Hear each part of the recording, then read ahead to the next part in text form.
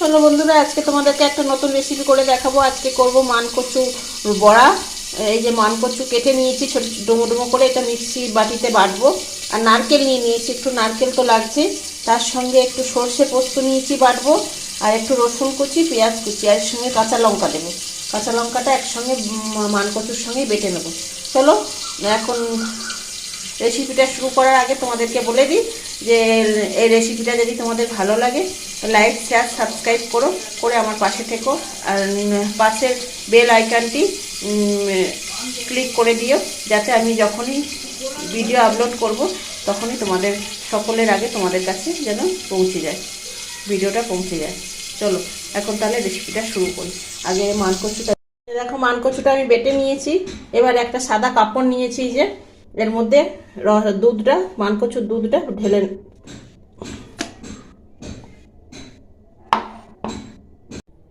মানকচুটা বাটা হয়ে গেছে আমার, বেটে যে মানকচু থেকে দুধটাও বের করে নিয়েছি। এবার একটা বাটিতে নিয়ে নেবো, নিয়ে যে নারকেল কোড়া রেখেছি, সর্ষে বেটে রেখেছি, সর্ষে পোস্ত একটা বাটির মধ্যে নিয়ে নিচ্ছি। যে সর্ষেটাও দিয়ে দিচ্ছি।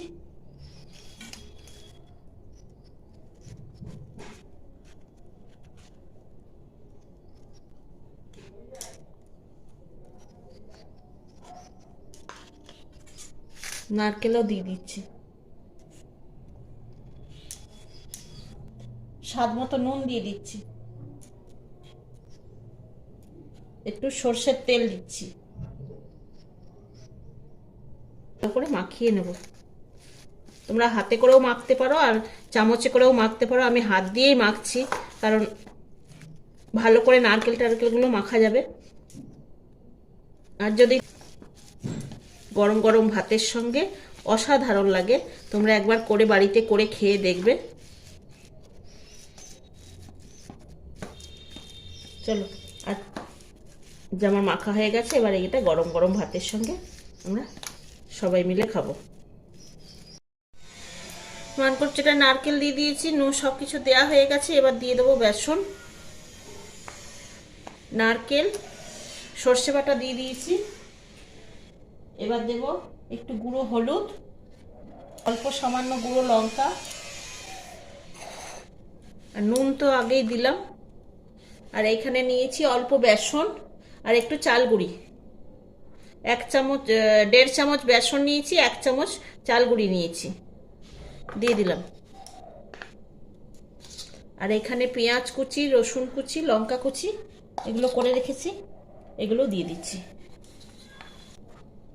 দিয়ে এখন ভালো করে মাখিয়ে নেব।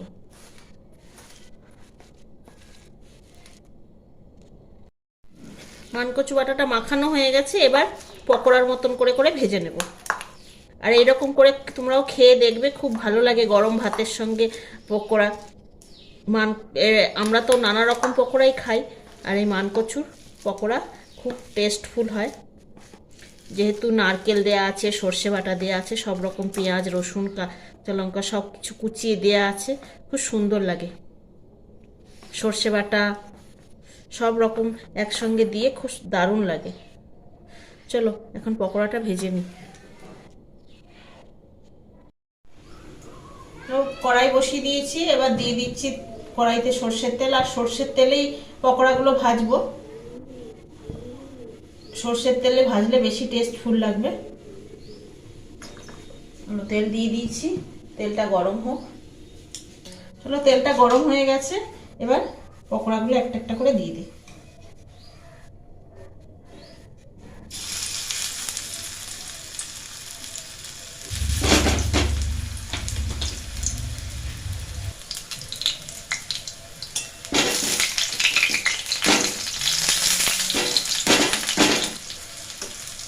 গ্যাসটা কমিয়ে ভাজতে হবে, একদম লো ফ্লেমে, তবেই বেশ মুচমুচে হবে না পকোড়াগুলো। চলো, আমার বড়াগুলো ভাজা হয়ে গেছে, দেখো মুচমুচে মতন হয়েছে। এরকম করে তোমরাও করে খেয়ে দেখবে, সুন্দর লাগে, দারুণ টেস্ট গরম গরম ভাতের সঙ্গে।